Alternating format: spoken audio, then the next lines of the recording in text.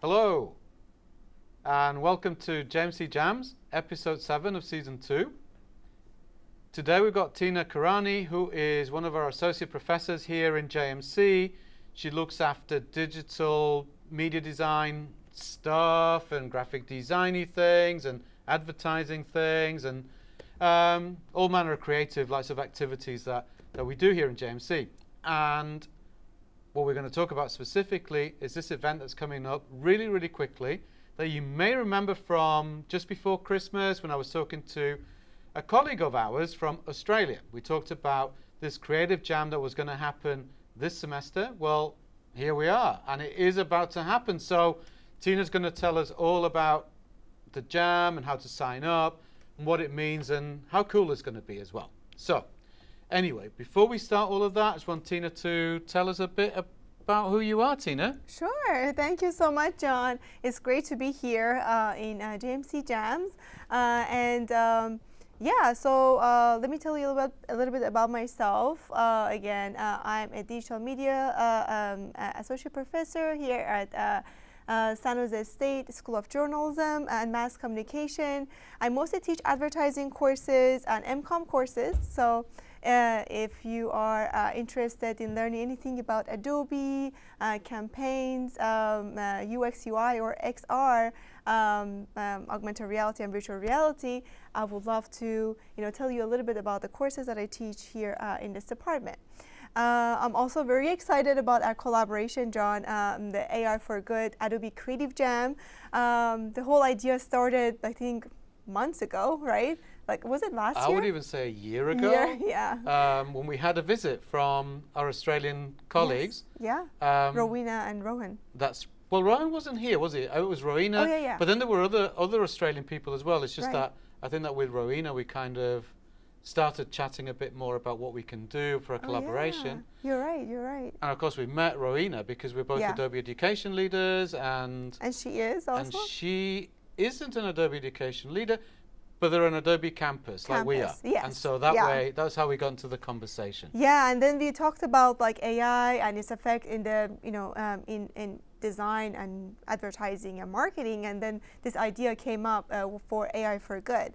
So this event is happening on March 26th. It's starting on March 26th, which is in less than 2 weeks. 2 weeks? Yeah. 2 weeks, yeah. It's going to be a really amazing event. We have 8 speakers at this event. They come from many different walks of life, from academia to industry to even Adobe. People at Adobe are going to present at this event. So the first hour of the event on March 24, so the event starts at 2:30 p.m. Pacific time zone, and then for the first hour we're going to have a line of speakers.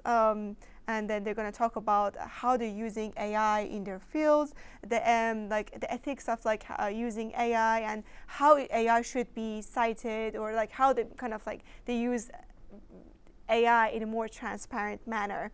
And then after that, we're going to get started with introducing the creative contest, the Adobe Creative Jam. I don't know if you can call it Adobe Creative Jam. Probably it's a design. Our Creative Jam. Yes, our Creative Jam. So it's like a design sprint in a way. Yep. So we'll have students from both Swinburne University of Technology and San Jose State who are going to work together to find a solution to creating a more transparent campaign about AI, and then how it should be. I mean, I think as long as my perspective, I feel like, yes, definitely AI is just another tool that we can use to speed up our workflow, like create, tell stories. But again, the contest is all about how we can just be a little bit more transparent. Whether you want to use animation to just encourage more designers to be transparent about how to use AI, or if they use AI, or if you want to just create a campaign like a label, like a banner, or whether you want to just do a poster campaign, around campus to just encourage people to be more transparent about the AI usage.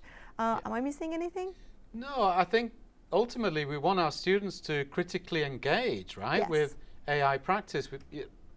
we're using it and we're bringing it into our classes. Yes. And we want students to be able to discern, to know, lots of, well, when I'm using this, what do I have to do?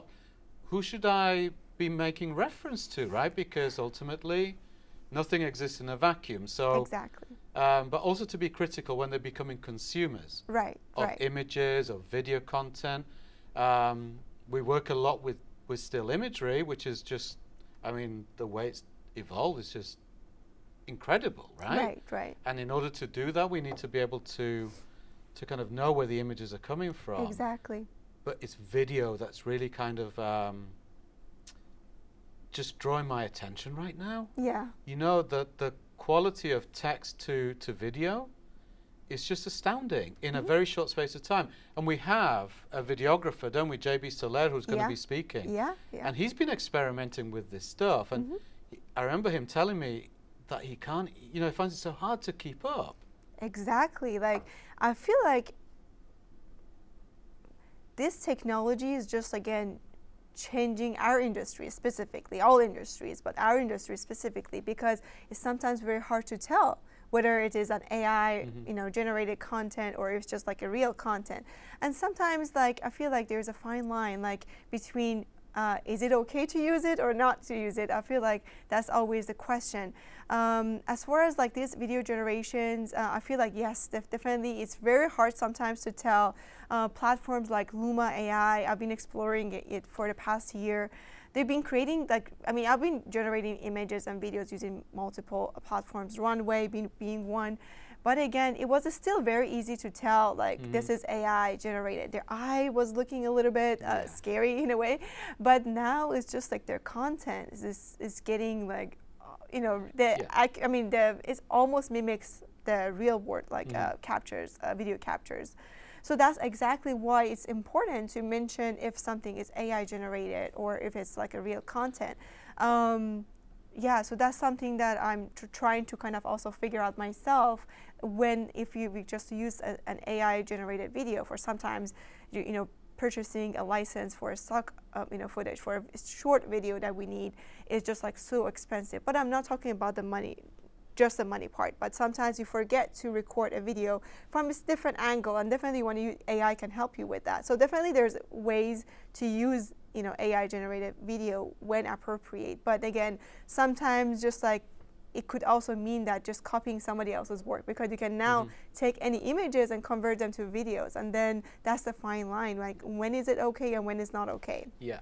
And as far as storytelling, what's true and what isn't true. Yes. Right. Yeah. So if we can use it in such it is fun. It really is engaging, and it's kind of like, this sense of discovery is still there.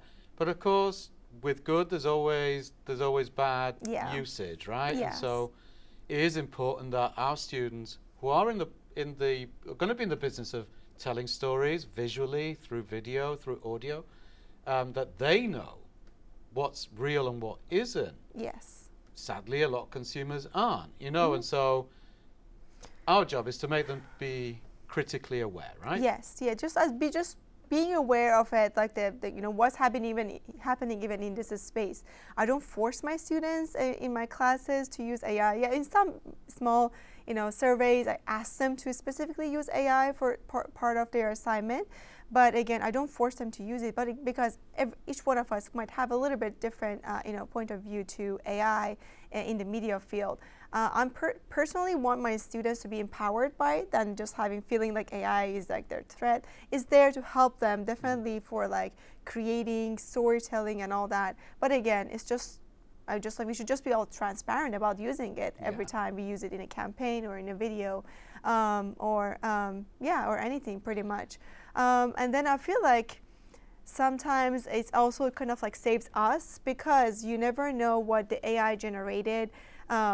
You don't know how like the AI, like this, like online tools that we're using, like how the large language models, like how they are trained, what data or they're using, like what kind of like you asking AI to generate something for you, and then if you use, for example, there's like some new tools that are right now, you can just create a highly realistic content for you.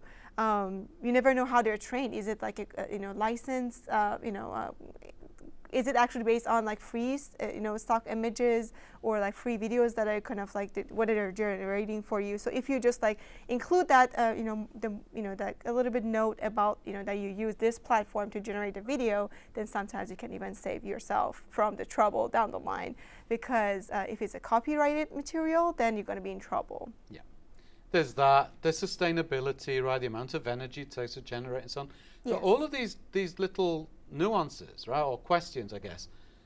That's what we were asking students in this creative jam to think about and to come up with a campaign to raise awareness or to kind of comment on, you know, we've got this great new tool, but hey, let's be aware of everything that goes around it, right? Right.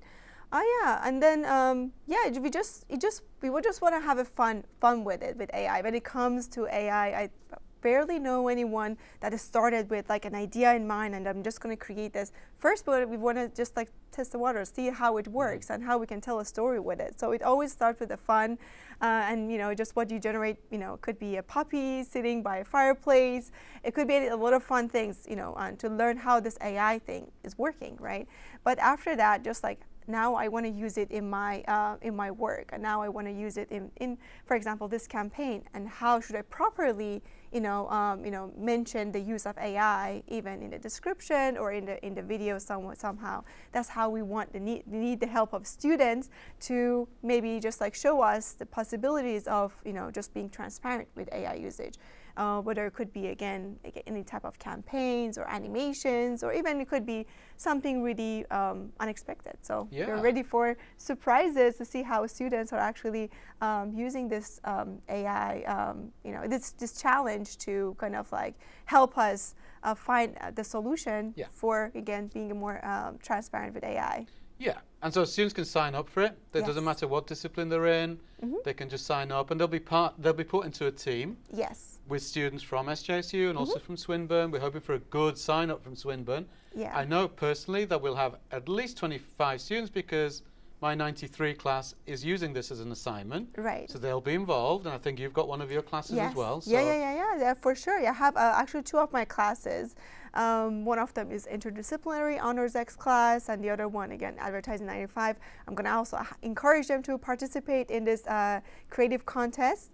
John and I will not be the judges for this contest because our students are participating, but we also have a line of really exceptional judges who are going to review the work and pick the winner for the AI for Good creative contest. Yeah, and so they'll have all of that week to work on things. Yes. Then we've got spring break. Yeah. Which is when the judging will take place. Exactly. So they submit the work on the last Friday, March 28th. March 28th, Yes. which is the Friday before spring break. Exactly. They can go off to Cancun or wherever they're going to go and then come back, and then we'll be announcing the winners in the first week back. Yes, right after spring break. I think it's going to be a spring break time for us, but in Swinburne, in Australia, it's probably... That's their full semester. They're just starting their full semester. Yeah. We're getting out of the cold and they're going into theirs. So it's kind of interesting. That's what makes it, I think, interesting as well, because, again, the students are going to also find a time that works for both in Australia and in California Pacific time zone. I think probably it's going to be sometime in the afternoon, but it's going to be a very interesting collaboration, international collaboration. We highly encourage the students to, team up with someone from the other institute and then together tackle this problem. And then, we're just like it's going to be fun. Yeah, it's going to be so much fun. I love creative jams, because it brings so much new thinking into things. Yes. So, and of course, we've done creative jams before with Adobe. We've done it with, we did our lemon sprint a while ago. Yeah. So we've got experience of this, and we know what we're doing. You're in good, safe hands, right? Yes, exactly. Yeah. And then if you don't have any experience with, the Adobe tools, again, you still can participate in the creative jam because we have a set of tutorials prepared for you by the Adobe Ambassador students. Again, they're just very short 5-minute tutorials that are going to help you get started with some of these Adobe tools. So, no design skills is required, but having someone in your team from the design or communication or other relevant fields would be nice. Yeah. Cool. And so we could sit here talking all day. Yes. Quite honestly, especially with the whole AI thing. I mean, it's so much of now, right? That we're talking about it so much. But yeah, no, I'm looking forward to this, Tina. And thank you so much for coming in and promoting this. I'll be putting the link on in the description for the podcast on YouTube and Apple and Spotify. So students can just sign up through that. Sure. We've got flyers going round. We've got emails going round. Yes. Just be aware of it, and faculty encourage your students to take part, and students do it, because what else are you going to be doing, right? Right. It's going to be fun. So it's going to be so much fun. And then there's also a link to the event webpage that I'm going to share with you. So yeah. Awesome. Well, thank you, Tina. Really appreciate it. Thank you so much again for this opportunity. Yeah. And then maybe you'll come back, like I said, before the end of the semester, and we can talk about the work. Sure. Maybe. I don't know. Let's see. Let's see. Okay. Well, thank you, everybody, for watching and listening and indulging us in this conversation. I do hope to see good participation. Fingers crossed. It's coming up very, very soon. Okay. So, yeah, I'm just going to leave it there. Until next time. Bye-bye.